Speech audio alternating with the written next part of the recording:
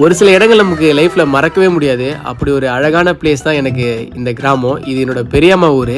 என்னோட சைல்டு டேஸ்ல ஸ்கூல் முடிஞ்சு லீவ் விட்டானா போதும், நான் பெரும்பாலும் இங்க தான் கிளம்பி வருவேன். இந்த ஆத்தங்கரையில நாங்க போடுற ஆட்டத்தை பார்த்து இந்த ஆறே எங்களுக்கு அடிமையா இருந்துச்சு.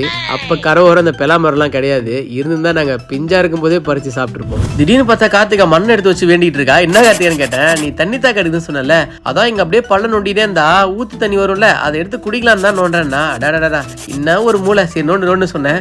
கடைசியில பார்த்தா தண்ணி ஊத்து தண்ணிலாம் வந்துச்சு, ஆனா ஒரே அழுக்கு. இது எப்படி கத்தியா இப்ப நான் குடிக்கிறதுன்னு கேட்டேன். கொஞ்ச நேரம் போய் ஆத்துல ஆட்டம் போட்டு வருவோம், அதுக்குள்ள தண்ணி தெளிஞ்சுன்னு சொல்லிட்டு ஆத்துக்கு வந்தோம். கடைசியில இங்க வந்து பார்த்தா ஆத்து தண்ணியே இவ்வளவு சுத்தமா இருக்கும்போது அப்புறம் எதுக்கு எனக்கு ஊத்து தண்ணி எடுத்து குடிச்சேன். பக்கத்துல திரும்பி பார்த்தா ஒருத்தன் பம்பு செட் ஆன் பண்ணி அடிச்சிட்டு இருக்கான். பாவி டேய், சொல்லிட்டு செய்யறது இல்லையா? சரி ரைட் விடு பரவாயில்லன்னு அப்படியே ஆத்தங்கரையில கொஞ்ச நேரம் ஆட்டத்தை போட்டு அம்மன் கோயில்ல கொஞ்ச நேரம் அமைதியா உட்காந்துட்டு அங்க இருந்து கிளம்பிட்டேன். அப்புறம் உங்களுக்கு ரொம்ப சந்தோஷம் தரக்கூடிய ஊர் எதுன்னு கீழே கமெண்ட்ல சொல்லுங்க.